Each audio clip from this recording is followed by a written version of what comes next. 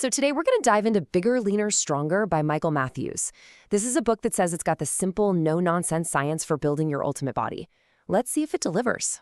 Hey, does this sound like you? You're hitting the gym, you're putting in the hours, you're sweating, but when you look in the mirror, the results just aren't there.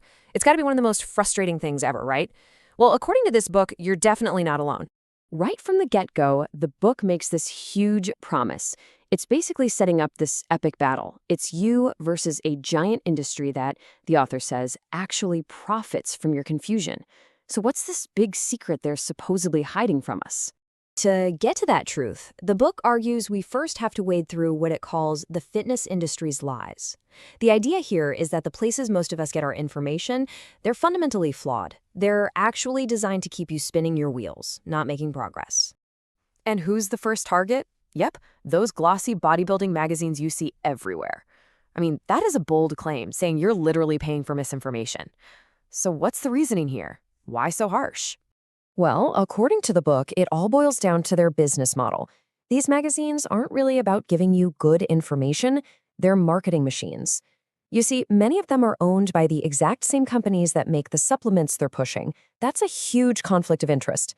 They run ads that are disguised to look like real articles, and to keep you buying the next issue, they have to constantly invent new and revolutionary advice, even if the simple, proven basics are what actually work.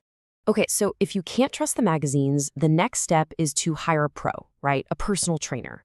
Well, the book argues that for a lot of people, this is just another really expensive dead end. And why is that? The main point is that way too many trainers focus only on what you're doing in the gym. They completely ignore the single biggest piece of the puzzle for changing how you look, your diet. According to Matthews, nutrition is like 70 to 80% of the battle. You could have the most perfect workout plan on the planet, but if your diet is a mess, you're just not going to see the changes you want. All right, so now that we're looking at things a little more critically, the book dives into smashing the most common muscle-building myths. This is where we get into the nitty-gritty, the actual mistakes people make in the gym because they've been fed all this bad advice. First up, the old more is always better myth. We've all seen that guy who's been at the gym for 3 hours thinking that one more set is the key. But the book explains this is totally backwards. When you push your body too hard for too long, it floods your system with the stress hormone called cortisol. And cortisol is a muscle growth killer. It can actually cause you to lose the muscle you've worked so hard for. So what's the sweet spot then? Well, the science, according to the book, points to a pretty clear window for effective weight training, 45 to 60 minutes. That's it. Go shorter and you might not trigger enough growth. Go longer and you risk that cortisol spike undoing all your good work. It's all about working smart and intense, not just long. And what about that classic gym slogan, no pain, no gain? We're all taught to chase that burn in our muscles. But guess what? The book says that burn isn't your muscles growing. It's just a buildup of lactic acid. And while a little bit is okay, getting too much of it from chasing that burn actually makes it harder for your muscles to contract with full force. And that forceful contraction is what really tells your muscles to grow. The last big myth we're going to tackle is about which exercises to do, and it points out a huge mistake. A lot of people fill their workouts with isolation stuff, like bicep curls, which only work one tiny muscle. The book argues that the absolute foundation of your routine should be big compound exercises. Think squats, deadlifts, and the bench press. Why? Because they hit multiple muscle groups all at once and trigger a way bigger hormonal response for total body growth. Okay, so we've busted the myths about training. But the book says there's something else, something even more fundamental that's holding us back. It calls this the real hidden barrier. So let me ask you, what do you think it is? What's the one thing that you feel is truly holding you back from getting the body you want? Is it genetics? Not enough willpower? Not enough time? Just take a second and think about it. The book's answer is probably not what you were thinking. It's misunderstood words. Now, this is a really fascinating idea. The author's whole point is that you can't possibly succeed on a diet or a workout plan if you don't actually truly understand the meaning of the basic words involved. Let's just take the word calorie, for example. We all talk about counting them, but if in your head a calorie is just a little fat bomb you have to avoid, you're missing the whole point. A calorie isn't good or bad. It's just a unit of energy. It's fuel.